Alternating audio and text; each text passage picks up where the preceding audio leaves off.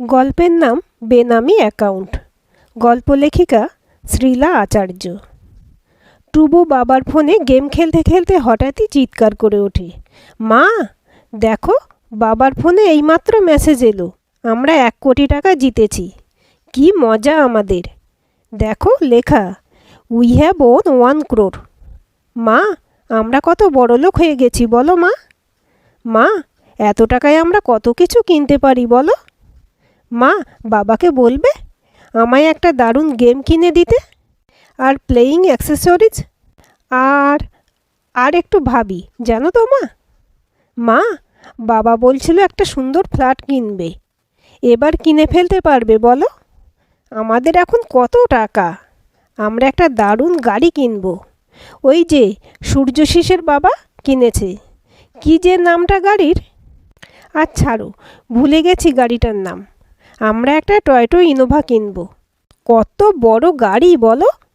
তুমি, আমি, বাবা, ঠাম, দিদান, দাদু, কাকাই, কাকামণি সবাই ঢুকে পড়তে পারবো। ক্লাস 7-এ পড়া ছেলে স্বয়ংয়ের চোখে এত আকাঙ্ক্ষা দেখে দইতা কিছুটা স্তম্ভিত হয়ে যায়। এই 12 বছরের বাচ্চাটার মনে কত স্বপ্ন লুকিয়ে আছে। দইতা ছেলেকে বলে, টুবু, এগুলো সব ফেক, সব ভুল, এগুলো কখনো সত্যি হয় না। দইতা সমর্পণ মুখার্জির একমাত্র ছেলে স্বয়ং। ক্লাস 7-এ পড়ে একটি মোটামুটি নামকরা তথাকথিত ইংলিশ মিডিয়াম স্কুলে। দইতারা উত্তর কলকাতার একটা ফ্ল্যাটে থাকে। অল্প পরিসর জায়গা, 2 কামরার ফ্ল্যাটে দইতা পরিপাটি করে সাজিয়ে গুছিয়ে সংসার করছে। শ্বশুর শাশুড়ি নিজেদের বাড়িতেই থাকেন। আসলে সেই বাড়ির জায়গা এত কম, বাধ্য হয়েই সমর্পণকে এই ফ্ল্যাটটা কিনতে হলো। তাও নয় নয় করে 7 বছর তো হয়ে গেল। দইতা সম্পূর্ণরূপে গৃহবধূ। সকালে উঠে বর আর ছেলের টিফিন, তাদের ব্রেকফাস্ট বানিয়ে দুজনকে সময় মতো স্কুল আর অফিসের জন্য রেডি করা দইতার এখনকার সাংসারিক জীবনের প্রধান কাজ। সমর্পণ দইতাকে পেয়ে বেশ সুখী সংসারী। তাছাড়া দইতার হাতে রান্নাটা অসাধারণ, যার সাথে আচ্ছা আচ্ছা শেফরাও লড়তে পারবে কিনা সন্দেহ আছে। নামি বেসরকারি কোম্পানির কর্মচারী সমর্পণ, আয় ব্যয় যথেষ্ট, মোটের উপর মধ্যবিত্ত সংসার ভালোই চলছে ওদের। রবিবারের বিকেল, সমর্পণ এখনও ভাত ঘুম দিচ্ছে। গ্রীষ্মকালে রবিবারের দুপুরে আপামর সব বাঙালি প্রায় পেট পুড়ে চব্বচস্য খেয়ে ভাত ঘুমে নিমগ্ন হয়। দইতা ফ্ল্যাটের বারান্দায় দাঁড়িয়ে সামনের রাস্তায় জোরে ছুটে চলা গাড়িগুলোকে দেখে। একটু পরেই ছেলেকে নিয়ে আঁকার স্কুলে নিয়ে যেতে হবে। দইতা অঙ্কে মাস্টার ডিগ্রি, বিয়ের পর ভেবেছিল পিএইচডি করবে, কিন্তু বাড়ির বড় বউয়ের তকমা লেগে যেতেই সংসার পুরো ওর উপর। শ্বশুরের প্রেশারের ওষুধ থেকে শাশুড়ির কোমরে ব্যথার ওষুধ, দেওরের বিয়ে হয়নি তখন, তার নতুন চাকরি, রান্নার মাসি শিউলির পিছনে ঘুম থেকে উঠেই বকাঝকা, তারপর সারাদিনের শেষে ক্লান্ত সমর্পণের কাছে নিজেকে সঁপে দেওয়া। তখনই মনে হয় বেশ ভালো ছিল। সারাদিন কিভাবে কেটে যেত তা দইতা নিজেও বুঝতে পারত না। আর এখন শুধু রান্নাটুকু ওর কাজ, কাজের লোকেই সব কাজ করে দেয়, কাপড় কাচা থেকে বাসন মাজা, ঘর পরিষ্কার। তবে সমর্পণের ভালোবাসা কিন্তু এক মুহূর্তের জন্য কমেনি। আজও রাতের অন্ধকারে সমর্পণ প্রথম দিনের মতোই সতেজ। দইতা সেটা অপছন্দ মোটেও নয়। বিকেল 5:30, স্বয়ংয়ের আঁকার স্কুলে নিয়ে যাওয়ার তাড়া দইতার। সমর্পণ অফিসের কিছু কাজে ব্যস্ত। দইতা স্বয়ং এখন ফিরবে না, ফিরতে ফিরতে প্রায় রাত 8টা, তার বেশিও হতে পারে। আজ আবার দইতার কিছু বান্ধবীরা মানি স্কোয়ার মলে আড্ডা দেবে।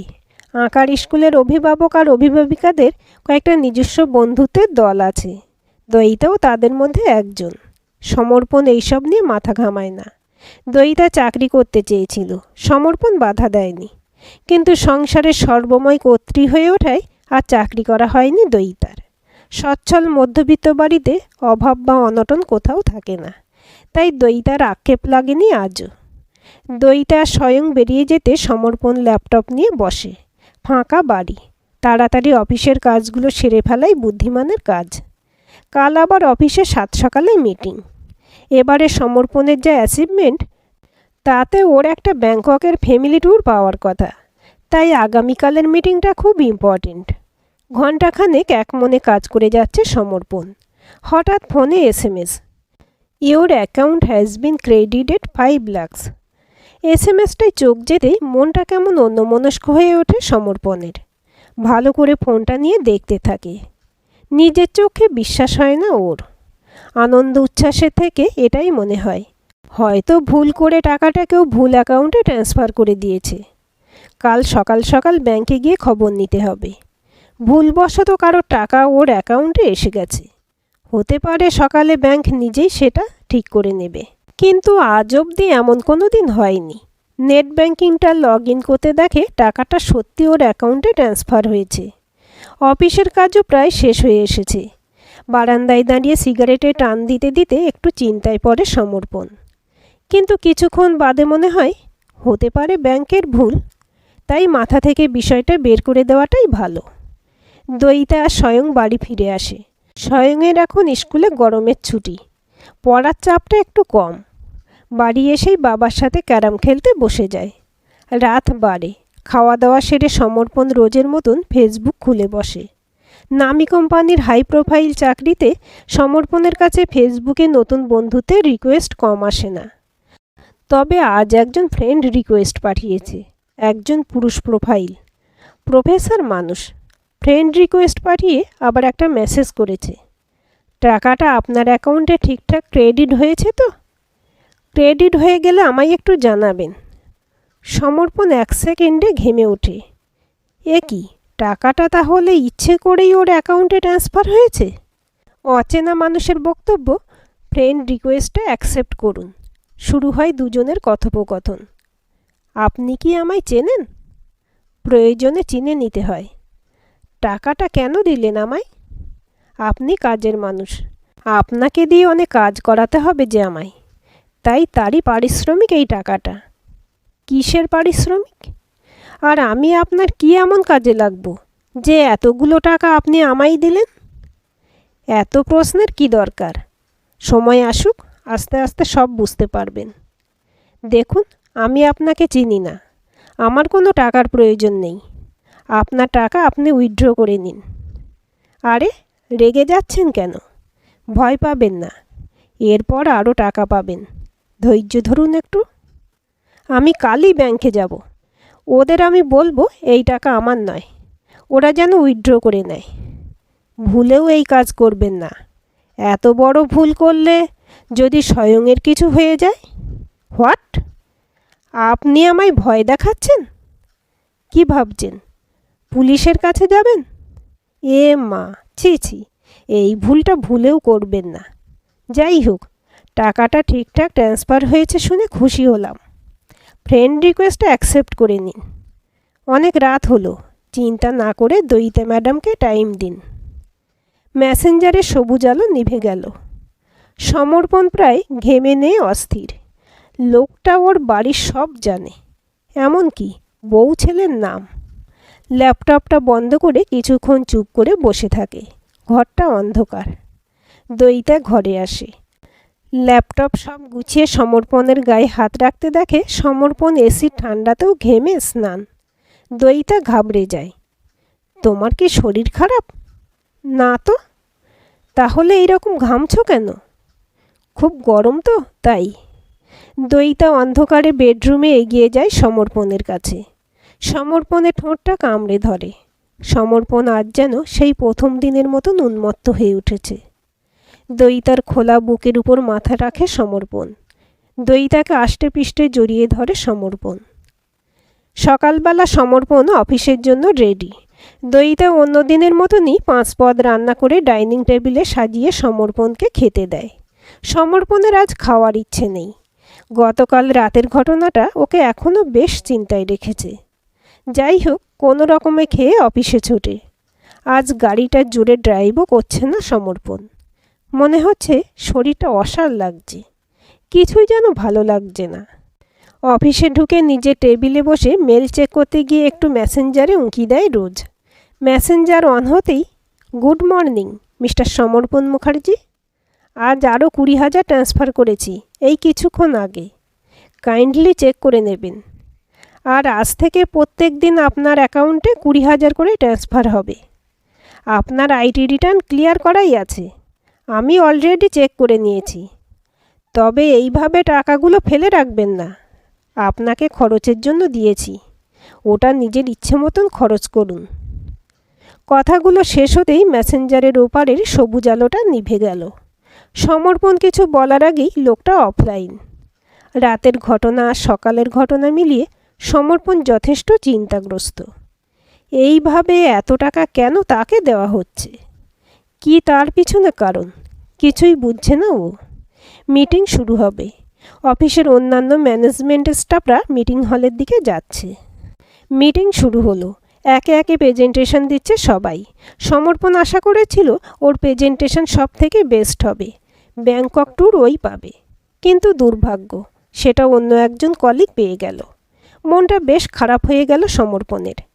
মিটিংয়ের শেষে লাঞ্চ টাইমে ক্যান্টিনে বসে দইতায় রান্না করা আলু পরোটা আর মটর পনিরের শেষ টুকরোটুকু গলাধকরণ হতেই ফোন বেজে ওঠে। হ্যালো মিস্টার সমর্পণ, মন খারাপ কেন করছেন? ব্যাংকক ট্যুর হলো না বলে? কাল যে টাকাটা পেয়েছেন তাতে অনায়াসে ফরেন ট্যুর করতে পারবেন। হু আর ইউ? আমি কে তা নাই বা জানলেন। এটুকু বলতে পারি, আপনাদের মতন কিছু মানুষের বন্ধু হতে চাইছি। যাক, ভেবে দেখুন, কাল আবার 20,000 ট্রান্সফার হবে। আর এই কথা যেন পুলিশ অবধি না যায়, তাহলে হয়তো স্বয়ং আর বাড়ি ফিরবে না। Mind it, mister Mukherjee. Phone কেটে গেল। সমর্পণের গা গুলিয়ে উঠছে। দয়িতা স্বয়ং হচ্ছে সমর্পণের প্রাণ। ওদের দুজনের কারোর কিছু ক্ষতিও সহ্য করতে পারবে না। অফিসের পর বাড়ি ফিরে কিছুক্ষণ চুপ করে বসে থাকে সমর্পণ। স্বয়ং বাবাকে দেখেই ছুটে আসে। বাবা, আমায় নিউ গেমটা কিনে দেবে? ছেলে বাবাকে গেম সম্বন্ধে বোঝাচ্ছে। সমর্পণের ছেলের কথাই কানে ঢুকছে না। দইটা চায়ের কাপ হাতে নিয়ে আসতে আসতে জিজ্ঞেস করে, হ্যাঁ গো, ব্যাংকক ট্যুরটা পেয়েছো তো? আমি খুব এক্সাইটেড। সেদিন টুবুর আঁকার স্কুলে সবাই আমার ভ্যাকেশনে বেড়াতে যাওয়ার কথা বলছিল। আমি তো বলেই দিলাম এবার আমরা ব্যাংকক যাব। আর জানো, আমাদের পাশের ফ্ল্যাটের অজয়দা আবার একটা ফ্ল্যাট কিনেছে। এই ফ্ল্যাটটা বেশ ছোট। সমর্পণ চুপ করে শুনতে থাকে ছেলে বউয়ের কথা। মনে হচ্ছে পুলিশকে ব্যাপারটা জানায়, কিন্তু এত টাকা একসাথে আগেও কোনো দিন পায়নি। যে দিচ্ছে সে ফেরতও চাইছে না। তা শুধু শুধু এত না ভেবে টাকাটা খরচ করতেই বা ক্ষতি কী? মোটামুটি 3 দিন কেটে গেছে। রোজ 20,000 টাকা অ্যাকাউন্টে ঢুকছে। আজ সমর্পণ ছুটি নিয়েছে। দয়িতাকে আগের দিন রাতেই বলেছে যে আজও ছুটি নিয়েছে। ওরা নাকি বেড়াতে যাবে, কিন্তু কোথায় সেটা বলেনি। ভোর হতেই দয়িতাকে ডাকে, দয়িতা, তাড়াতাড়ি লাগেজ প্যাক করো, আমরা আজ ব্যাংকক যাচ্ছি। ভোর 5টায় এমন একটা কথা শুনে দয়িতা ধর্মর করে উঠে বসে বিছানায়। আমরা ব্যাংকক যাচ্ছি? এটা তো আগে বলতে হয়। কত কিছু প্যাক করতে হবে। ডোন্ট ওরি দয়িতা, আমরা ফ্লাইটে যাচ্ছি। আর বিশেষ কিছু জামা কাপড় নিতে হবে না, যার দরকার ওখান থেকেই কিনে নেব। মানে ব্যাংকক থেকে জিনিস কিনে পরব? কত খরচ জানো? সে তোমায় ভাবতে হবে না, আমি তো তোমাদের নিয়ে যাচ্ছি, তাহলে দায়িত্বটা তো আমারই। 11টায় ফ্লাইট। টুবুকে ডাকো, ওকে রেডি হতে বলো। এয়ারপোর্টে গিয়ে প্লেনে উঠে সিটে বসতেই SMS আসে, হ্যাপি জার্নি। Bangkok tour. দয়িতার ছেলে খুব খুশি। প্লেনে বসে দয়িতা জিজ্ঞেস করে, তুমি এত টাকা কোথায় পেলে? সে তোমাদের ভাবতে হবে না, চাকরিটা যথেষ্ট ভালো করি আমি, তাই এটুকু তো করতেই পারি। স্বামীর মাসিক মাইনেপত্র সবটাই মোটামুটি জানা দয়িতার। প্লেনে আর কথা না বাড়িয়ে চুপ করে যায়। 1 সপ্তাহের ট্যুর বেশ ভালোই কাটল। ফেরার দিন সমর্পণের ফোনে ফোন আসে, দয়িতার ছেলেকে বাড়ি পাঠিয়ে দিন, আর এয়ারপোর্টের বাইরে দাঁড়িয়ে থাকা B334 এই গাড়িটাই উঠে পড়ুন। কোনো চালাকি করবেন না, চুপচাপ গাড়িতে বসবেন। সমর্পণ এই ফোনের যে অপেক্ষা করেনি তা নয়, কারণও জানতো ব্যাংকক থেকে ফিরে এলে এই রকম একটা অবস্থার সম্মুখীন হতে হবে। তাই মুখে কোনো আবেগ বা উত্তেজনা না দেখিয়ে দয়িতাকে বলে, তুমি আর টুবু বাড়িতে যাও, আমি একটু পরে আসছি, একটা অফিসের কাজ এসে পড়েছে। দয়িতা সমর্পণের পরিবর্তন কিছুটা লক্ষ্য করছে ঠিকই, কিন্তু কি ব্যাপার সেটা ঠাউর করতে পারছে না। দয়িতা ছেলেকে নিয়ে ক্যাবে উঠে পড়তেই সমর্পণ গাড়িতে গিয়ে ওঠে। গাড়ির কাঁচটা কালো, কাঁচ দিয়ে বাইরেটা স্পষ্ট দেখা যাচ্ছে না। সমর্পণ বোঝার চেষ্টা করে গাড়িটা ঠিক কোন দিকে যাচ্ছে, কিন্তু এই মানুষগুলো যথেষ্ট বুদ্ধিমান। এরা তার অবকাশও রাখেনি। প্রায় ঘণ্টাখানেক বাদে একটা বাড়ির ভিতরে গাড়িটা ঢুকলো। গাড়ি থেকে নামতেই দেখে একজন মধ্যবয়স্ক মানুষ, বয়স 60-65 হবে, একটা পায়জামা পাঞ্জাবি পরে দরজার সামনে দাঁড়িয়ে, চোখে রিমলেস চশমা, বেশ বুদ্ধিদীপ্ত সুঠাম চেহারা। Welcome mister Mukherjee. সমর্পণ চমকে ওঠে। এই তো, ফোনের ওপারে ভেসে আসা কণ্ঠস্বর। তার মানে ইনিই ওকে ফোন করতো। বড় বড় গাছের বাগানে ঘেরা বাড়ি, বাগান পার করে বাড়ি, বারান্দা পেরিয়ে ঘরে ঢোকে সমর্পণ। বিশাল একটা টেবিল, কম করে গোটা 8 লোক বসে। সমর্পণ ঢুকতেই লোকটি বলে, welcome mister Mukherjee, welcome in our sleeper cell organisation. আসুন সমর্পণবাবু, বসুন।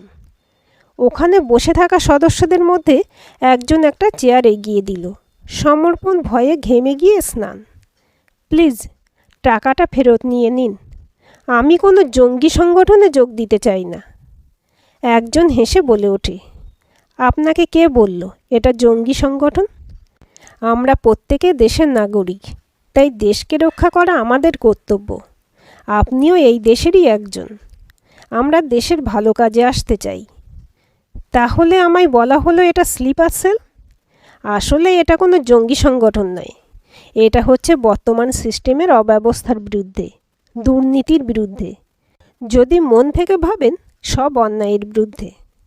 প্লিজ আমায় বাড়ি যেতে দিন, টাকাগুলো নিয়ে নিন। তার হয় না সমর্পণবাবু। আচ্ছা, আপনি কি চান না সব অন্যায়কারীর সাজা হোক? তার জন্য আইন আছে, আমরা কেউ নই কাউকে সাজা দেওয়ার। দেখুন, আইন অনেক বড় জিনিস, কিন্তু অনেক সময় আইন সমস্ত জায়গায় ঠিকমতো পৌঁছাতে পারে না। সেখানে আমরা পৌঁছাবো। আপনারা কি লাইফটাকে সিনেমা ভাবেন? আমি ভাবি না। এসব সিনেমাই সম্ভব, রিয়েল লাইফে কোনো দিন সম্ভব নয়। যদি তাই মনে করেন তাহলে তাই। আমরা সিনেমা দেখেই উদ্বুদ্ধ হয়ে এই পদক্ষেপ নিয়েছি। দেখুন, আমি আপনাকে মোটেও বিশ্বাস করি না। আপনি একটা সাধারণ মানুষ হয়ে এত টাকা পাচ্ছেন কি করে? এটাই তো সবথেকে বড় প্রশ্ন। আপনাকে তো অতি সাধারণ মানুষ মনে হচ্ছে। আর টাকাগুলো যদি আপনারই হয় তাহলে সেটা ভালো কাজে লাগান। এই সব আজগুবি কাজে বেকার নষ্ট করবেন না। আপনি বলুন তো, একজন ঘুষখোর সাজা পেলে আপনার ভালো লাগবে না?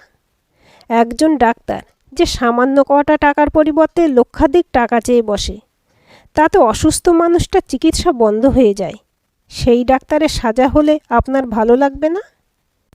একটা বাচ্চা মেয়েকে যে মানুষগুলো ধর্ষণ করে বিনা সাজায় ঘুরে বেড়াচ্ছে, তাদের সাজা হলে আপনি কি একটুও খুশি হবেন না? প্লিজ, আমায় কিছু ভালো লাগছে না। আমায় বাড়ি যেতে দিন, আমি পারবো না। আর এই সব কাজের জন্য আমি কেন? দেখুন সমর্পণবাবু, আজ থেকে প্রায় 25 বছর আগে আমার একমাত্র সন্তান, আমার ছেলে নিখোঁজ হয়। কারণটা ছিল কিডন্যাপাররা একটা বিশাল অঙ্কের টাকা চেয়েছিল। সত্যি বলি কি, সেই টাকা দেওয়ার ক্ষমতা আমার ছিল।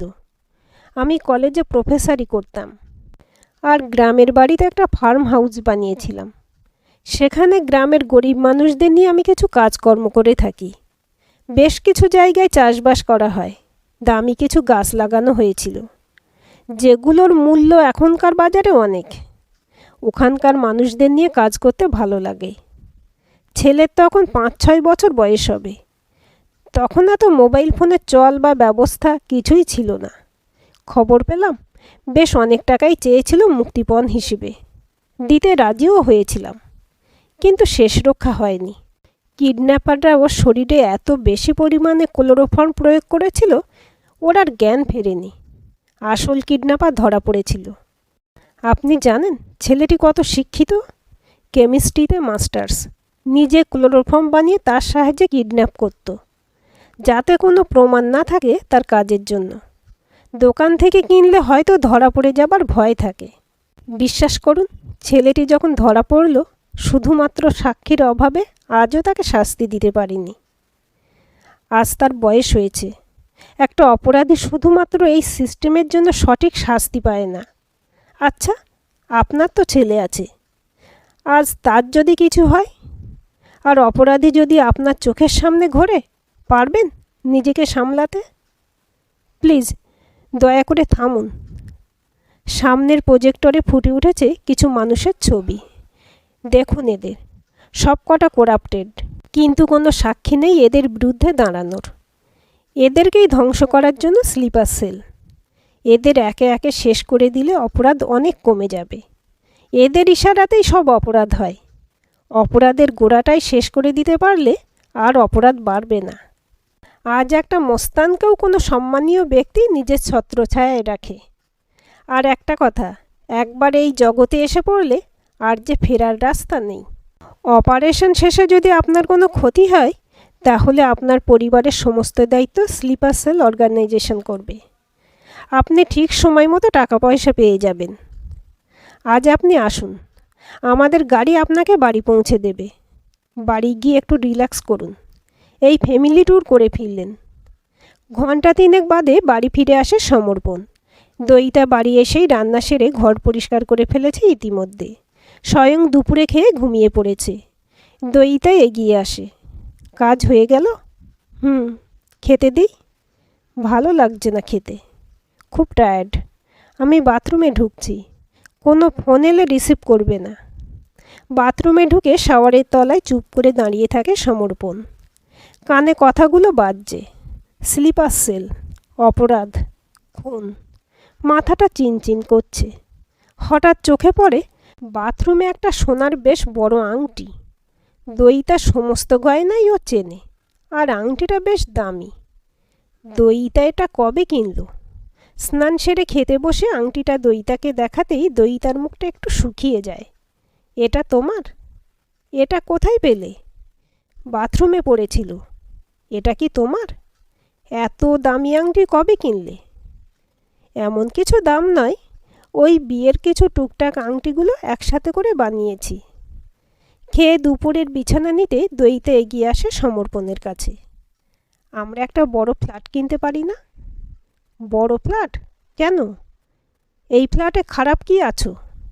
না, খারাপ নয়, এটা বেশ ছোট। বড় রাস্তার মুখে কমপ্লেক্সটা হচ্ছে, বেশ দারুণ। কমপ্লেক্সের ভিতরে ছোট movie hall, food park, swimming pool, club house, shopping zone, ATM, bank, কি নেই! কত দাম জানো? সে তোমায় ভাবতে হবে না। তুমি কি রাজি আছো? আমি তাহলে ওর প্রমোটারের সাথে কথা বলবো। দইতে এত ডেসপারেট কবে হলো?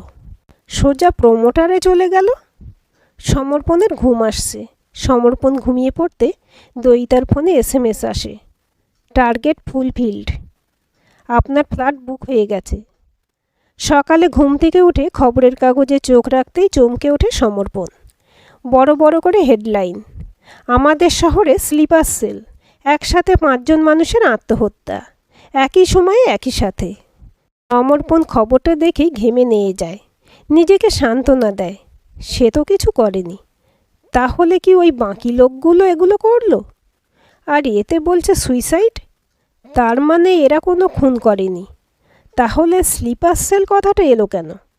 মাথাটা ঝিনঝিন করে ওঠে সমর্পণের। দইতা রোজের মতন নিজের ঘরের কাজে ব্যস্ত। সমর্পণ অফিসের জন্য রেডি হয়। দইতা রোজের মতন 5 পদ রান্না করে বরকে খাইয়ে অফিসে পাঠানো তোড়জোড় করছে।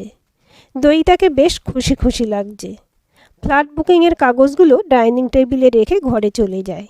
সমর্পণ নতুন ফ্ল্যাটের এগ্রিমেন্ট পেপার দেখে দইতাকে জিজ্ঞেস করে, এটা কি? দেখতেই তো পাচ্ছ, নতুন ফ্ল্যাটের এগ্রিমেন্ট পেপার। কিন্তু এত টাকা কোথা থেকে পেলে? যেভাবে তুমি আমাদের ব্যাংকক নিয়ে গেলে। মানে তুমি? আমি কি? তুমিও ওদের সাথে যুক্ত, স্লিপার সেল? যদি তাই ভাবো তাই। যদি অন্যায় বন্ধ করার জন্য আমরা এগিয়ে না আসি, তাহলে তো কোনোদিনই অপরাধ বা অন্যায় কিছুই কমবে না। শুধু আইনের দ্বারস্থ হলে হবে? নিজেদেরও তো এগিয়ে এসে কিছু করা উচিত। তোমার তো ভালোই মগজ ধোলাই হয়েছে দইতা। কেন, আমি কি কম রেখেছি তোমার আর টুবুর? তুমি জানো কেন আমি এই কাজ করেছি? ছোটবেলায় আমাদের বাড়িতে জয়া মাসি কাজ করত। জয়া মাসির মেয়ে তখন বেশ ছোট। জয়া মাসির বাড়ি আমাদের বাড়ি থেকে মিনিট 15 দূরে। জয়া মাসির বর রিক্সা চালাতো। আমাদের ভাই বোনেদের স্কুল কলেজে যাওয়া, মা কাকিমার দোকানপাট যাওয়া সবই জয়া মাসির বরের রিক্সায়। একদিন জয়া মাসি ঘর মুছতে গিয়ে খুব ফুঁপিয়ে ফুঁপিয়ে কাঁদছিল। মা তাই দেখে আর না জিজ্ঞেস করে পারল না, হ্যাঁ গো জয়া, কাঁদছো কেন? বৌদি, 3 দিন ধরে মেয়েটার যৌনাঙ্গ দিয়ে মাঝে মধ্যেই রক্ত বেরোচ্ছে। তখন ব্যাপারটা বুঝিনি, কারণ আমিও বেশ ছোট। কিন্তু পরে যখন বুঝলাম, জয়া মাসির বস্তিতে একটা নরপিশাচ, একটা বয়স্ক লোক জয়া মাসির ওইটুকু ছোট মেয়েকে রেপ করেছিল। তুমি ভাবতে পারো সমর্পণ, কি নিষ্ঠুর! বিয়ের পর প্রথম রাতে তুমি হয়তো আমাকে সামান্য কষ্ট দিতে তোমার কষ্ট হয়েছিল। কত ভালোবাসো তুমি আমায়। আর ওই বাচ্চাটা? ডাক্তার দেখানো হলো, কিন্তু অনেক দেরি হয়ে গিয়েছিল। জয়া মাসিরা লোকলজ্জার ভয়ে চুপ করেছিল। মেয়েটা সেপ্টিসেমিয়া হয়ে গিয়েছিল। বাচ্চাটা কত কষ্ট পেয়ে মরে গেল। আর সেই লোকটা দিব্যি আজ ওই এলাকার একজন নামজাদা লোক। প্রচুর ক্ষমতা তার। এদেরকে বাঁচিয়ে রাখা উচিত। সেদিন জয়া মাসির মেয়ের জন্য কিছু করতে পারিনি, তাই আজ সুযোগটা হাতছাড়া করতে পারলাম না। তাহলে সুইসাইড ব্যাপারটা কি? মাথায় তো ঢুকছে না।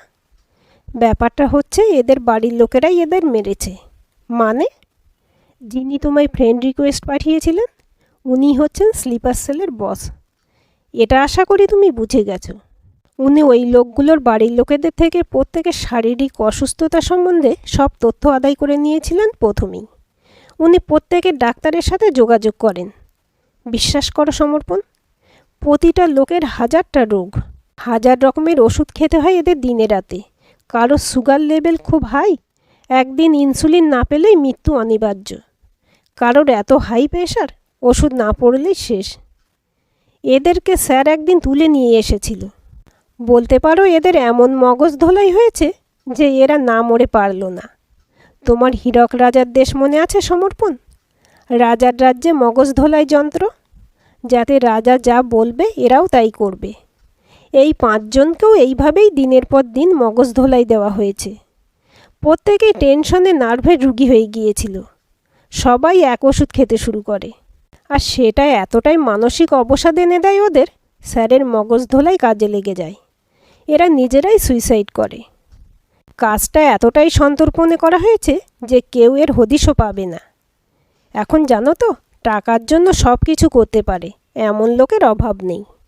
এই ডাক্তাররাই এদের কাউন্সেলিং করেছে যাতে এরা মানসিক অবসাদে মরতে বাধ্য হয়েছে। পুলিশ কিছুই করতে পারবে না, কারণ একটাই, হয়তো কোনো তদন্তকারী পুলিশও হয়তো স্লিপার সেল। আসলে কোনো প্রমাণ রাখাই হয়নি, কারণ এই লোকগুলোর সাথে আমরা কোনো দিন দেখাও করিনি।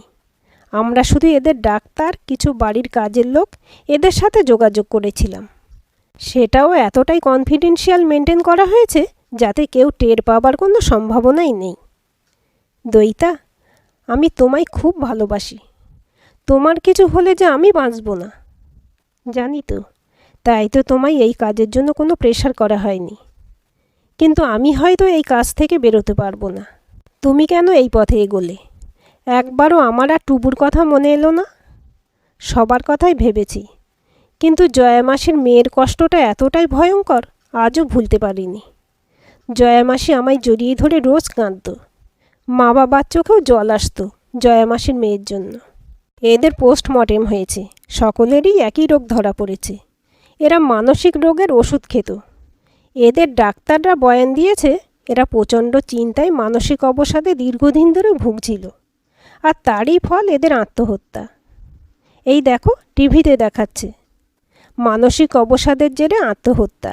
এই করাপ্টেড লোকগুলো বেঁচে থাকলে আরও কত অন্যায় হতো কে জানে। এত আর চিন্তা করতে হবে না, আমরা কিছুদিনের মধ্যেই নতুন ফ্ল্যাটে শিফট করছি। আমি খুব খুশি আজ, জানো।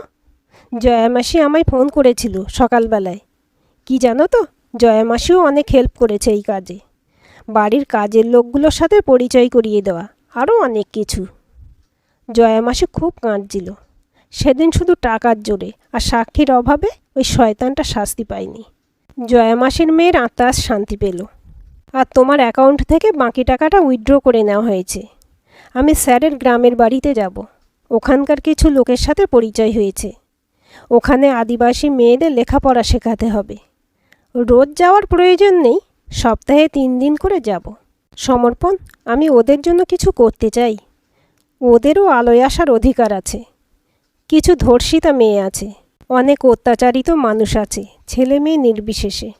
ওদের জন্য কিছু করা দরকার। মরার আগে জানবো কিছু ভালো কাজ তো করেছি। টুবু কোথায় দইতা? ও নিচের ফ্ল্যাটে দাসদার ছেলের সাথে খেলতে গেছে। অনেক দিন ভালো করে প্রেম করা হয়নি তোমার সাথে দইতা। আজ ভাবছি অফিস যাব না। সে কি? প্লিজ দইতা, আমার এই ডাকাত বউয়ের এত লজ্জা মানায় না। তোমায় অনেক দিন ভালোবাসা হয়নি। টুবুটা বড় হচ্ছে, এখন তো ঘরে নেই। কি জানো দইতা, তুমি সেই প্রথম দিনের মতোই সুন্দরী। তাই তো এক দেখাতেই বিয়েতে রাজি হই। আমায় ছাড়ো সমর্পণ। উফ, তোমায় ছেড়ে যে থাকতেই পারবো না। আজকের গল্পটি কেমন লাগলো কমেন্ট করে জানাবেন। ভালো লাগলে লাইক, হাইপ, শেয়ার করবেন। আর চ্যানেলটি সাবস্ক্রাইব করে বেল আইকনটি ক্লিক করে রাখতে ভুলবেন না।